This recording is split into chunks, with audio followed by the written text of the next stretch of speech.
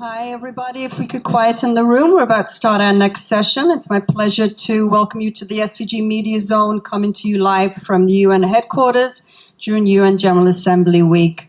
And it's my pleasure to hand over to Anne, who's with Channels TV Nigeria, who's going to lead our next session with a very special guest. Thank you. All right, thank you very much. And as she said, my name is Anne Nwawadu. I work with Channels Television, the largest in Africa, from Lagos, Nigeria. And it's great to have the Grammy Award winner, singer, philanthropist, a beautiful woman. She's one of the strongest people when it comes to the Sustainable Development Goals, driving these goals. Ciara, welcome. It's good to have you. Thank you. Can I just say I love Africa? I just want to say that. Yeah, and you talked about Lagos and Abuja, right? Yes, So you've been Nigeria, there. Lagos, Abuja. Yes, I would say something in African, but I cannot remember what I learned exactly then. I'll teach you. Yes, you can teach me today. Well, we love you too in Africa, so well done for all you do. And now let's begin with your approach to education, which incorporates the why not you attitude, a mindset that has birthed a foundation which you and your husband have set up. Why? What even inspired this in the first place? Yes, so Russell started the Why Not You Foundation back in 2014, and it was built on the idea that his father would always say, "Son, why not you?" And then obviously we met each other, and through our sweet love, I was excited to join him on his journey to continue on the mission of Why Not You and empowering the youth to lead with the Why Not You attitude, because we really believe that if you have that in you, the sky is the limit. And I always say, where you come from in life doesn't determine how far you'll go. That's within you. Your possibilities are within you. So the Why Not You attitude, you can do anything and be anything that you want to be. You've described education as a game changer that young people desire. And of course, with millions of out-of-school children around the globe scattered, what can you identify or propose steps that are workable, strategies that can actually drive public and private sector-led strategies in helping this issue or getting more positive results when it comes to education for children? Well, I think that, equity is key. Equity and access is key, private or public. What's been amazing, and if I'm understanding your question correctly, is that, I think about my sister-in-law who went to a private school at one point in time in her life, and then also went to a public school, and both were great schools. And I think the access and equity that she was able to have was tremendous. She went to Stanford, and she rocked at Stanford. So you think about those types of opportunities and that balance system, like, it's really important, and I think it's important that we continue to elevate our educational practices and curriculums and continue to be connected to the changes that are happening in the world and adjusting with them. It's like, let's be out with the old philosophies, keep some of the old stuff that's good, but let's add some of the newness to how this generation and this world is changing, and let's implement these things to give kids all the opportunity that they deserve. Because as we've learned and we talked about, even in my first thing I talked about today with maternal health, access and equity are very important things. The combination of the two are very key. So talking about giving people opportunity, gender equality is another global issue.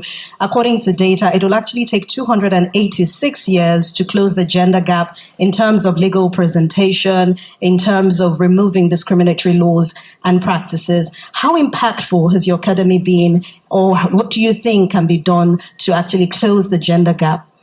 I want to say thank you to, the United Nations for moments like this, because I think it's the broader platforms that we can have to talk about these things is where we start. Just even talking about the inequities are a big part of the journey, and then having people stand up and use their platforms to advocate for each other or for people that are, part of those gaps are important. So that's why I'm here today, because I understand the importance of my platform and how being able to use my voice can make a difference, being able to rally up our friends.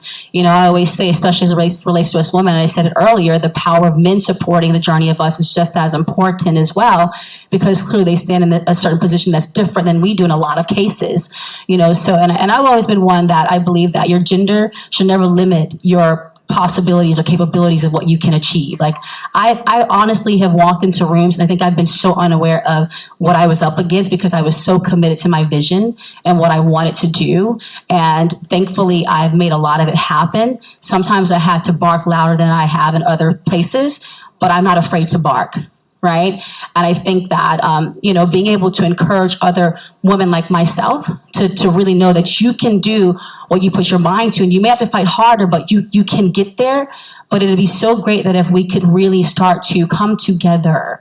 Togetherness is everything. Platforms like this is everything because I think this is where we start. And there's still a lot of work to go. As you said, 88 years, 86 years, that's like crazy. Like, let's not let it take that long. Like, let's get it moving because it's definitely time. I think about my daughter.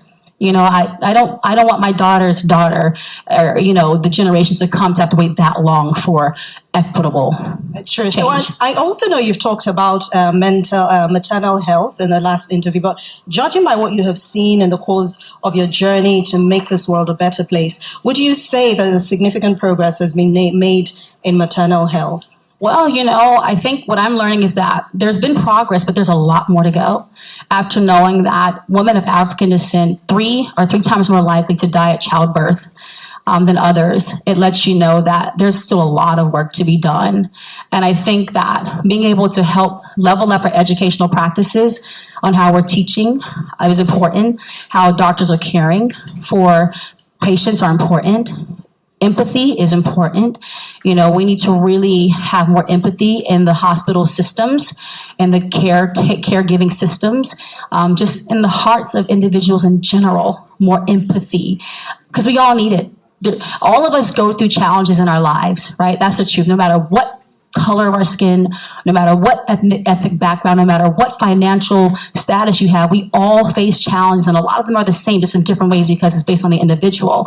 So think about the empathy that you want for yourself and give that to others. All right, so let's not leave here without talking about your musical career.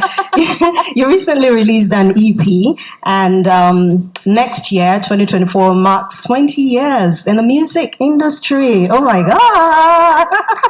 All right, so what can you attribute your success, your longevity to? Oh my goodness. That why not you mentality. I was a little baby girl in this thing starting at like 18 years old when my first song called Goodies came out to the world. And I had a big vision. They sent these cameras to my school for like prom and graduation. And they said, well, Ciara, where do you see yourself a year from now? And I was in my super Atlanta country I see myself having #1 song on the Billboard chart.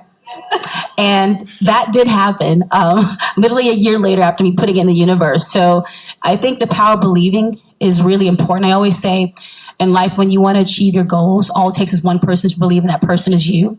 And I've never stopped believing. And I have to dig deep sometimes because in this journey, while it may look pretty and glitzy and glamorous, it is not always that way. I hear a lot of no's in my journey sometimes. Even in the midst of the success, you hear no's. And I get so determined to turn those no's into yeses. And I also get so excited when people that told me no said no and they wish they would have said yes. I've always been that girl. And my pure passion for what I do. I love making music. I love dancing. I love making the world dance. That is something those are things that are really important to me. So I'm determined to keep on giving music to my fans and having fun. The most important thing, I think, when you choose to do what you do in life, you do it because you love it. They say when you do what you love, you never work a day in your life. So my passion and my gifts that I have are blessings, but the true excitement and joy that I have every day doing what I love is what keeps me going and allows me to stay driven and focused and determined and all that good stuff. All right, so it's safe to say congratulations, double, for your anniversary in advance, and of course your beautiful baby bump. Yay! All right, thank you very much, Ciara, and I wish you all the best. Thank you.